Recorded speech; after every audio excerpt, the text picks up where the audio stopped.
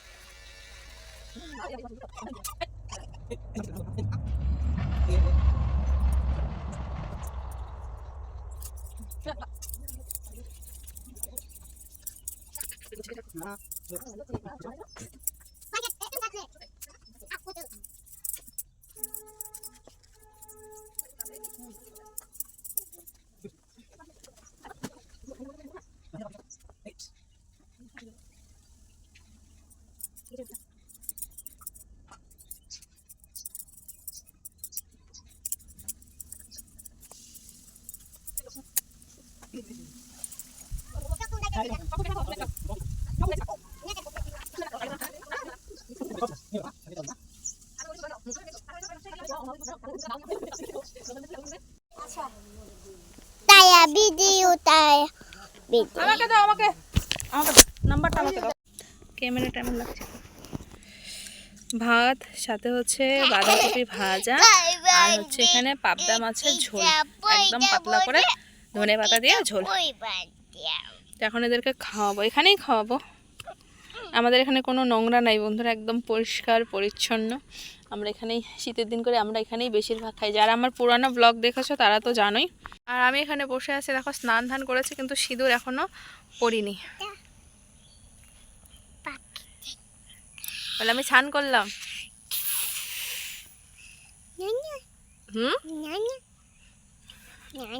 দুষ্টুমি।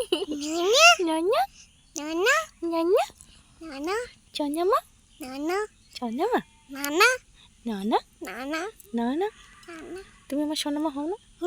আমার বাবা দেখো আজকে হিরো হয়ে গেছে, চুল কাটছে কি সুন্দর।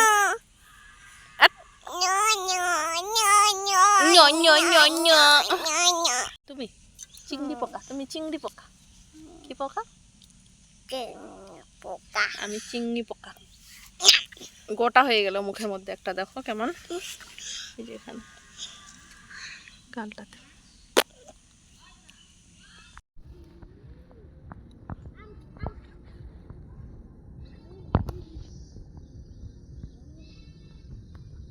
কদিন যে দেখালি কাল যদি এই জায়গাটা আমাদের সমান করিয়া সম্পূর্ণটা সমান করুক, ভিতরটা সুন্দর। এই যে ধান গাছছেন না, ধানের মোটা ফুল গাছ একটা সুন্দর করছে।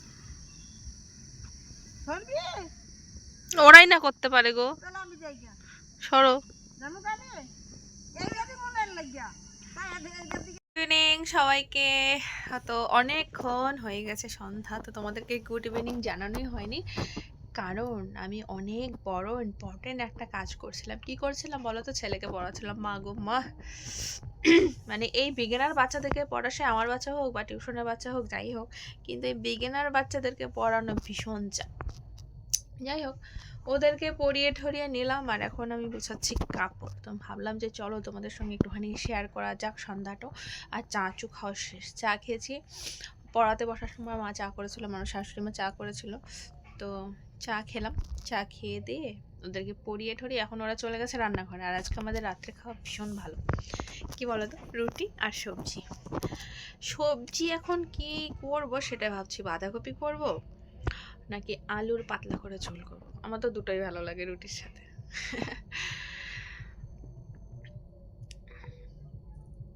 তো অনেক দিন পর আবার সেই এনার্জি সহকারে ব্লগিং শুরু করলাম। জানি না ভিউজ দেখলে না পরে মাথা খারাপ হয়ে যায়, সত্যি কথা যেটা একদম অরিজিনাল কথা, যে ভিউজ দেখলে মাথা খারাপ হয়ে যায়। ভিউজ তুমি পাবেই না। পাবেই না তো পাবেই না, মানে এটা পন করে রেখেছে, ভিউজ একে দেওয়াই যাবে না। অবশ্য ভিডিও তো একঘেয়েমি ভিডিও আসে আমার, আমি তো আবার সেরকম কোনো কন্টেন্ট দিতেই পারি না, আমি যেমন আমি তেমনই শেয়ার করি তোমাদের সাথে। দেখা যাক কোনো দিন যদি পাই।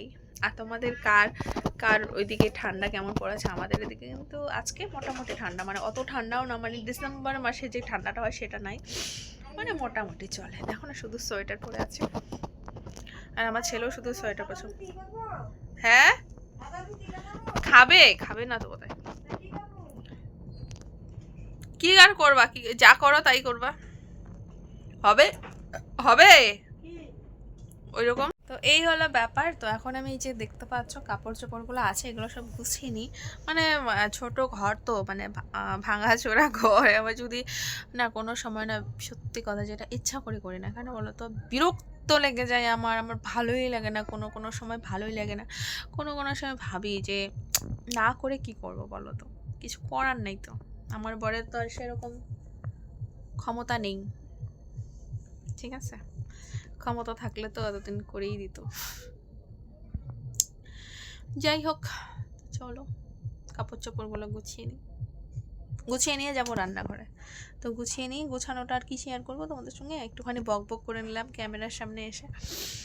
অনেক দিন পর, সত্যি কথা অনেক দিন পর আমি আমার মানে খুব ভালো লাগছে আজকে ব্লগিংটা করে, ভালো লাগছে, তার জন্য তোমাদের সঙ্গে সন্ধ্যাটাও শেয়ার করলাম। আমার পড়াটা সকালবেলা তোমাদের সঙ্গে শেয়ার করেছি, আর ওদের পড়ার কথা তো বাদই দাও, তার জন্য পড়াটা সন্ধ্যাবেলাটা শেয়ার করলাম না। এখন ওরা গেছে রান্নাঘরে, গেছে রান্নাঘরে।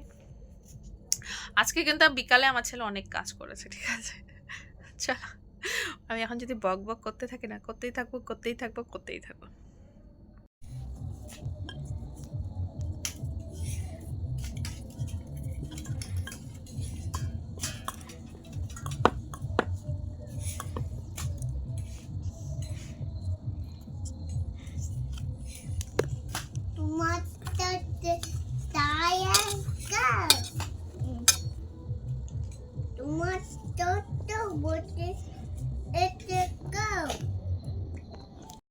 কুচবিহারে ডাক্তার দেখাইলো, ডাক্তারে কিচ্ছু জানা না কি রোগ হয়েছে।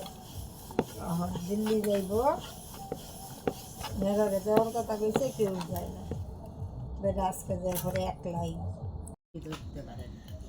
মামুনি বলে কইছে তুমি শিলিগুড়ি যে দিল্লি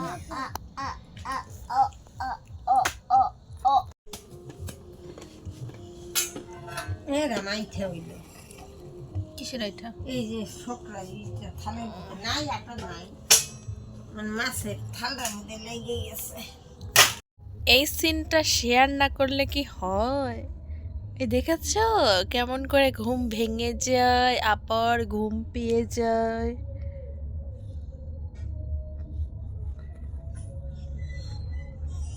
ঘুমাও, গুড নাইট জানু, গুড নাইট। মাম্মা গুড নাইট দাও। ওই ঘুমাইছিস নাকি রে?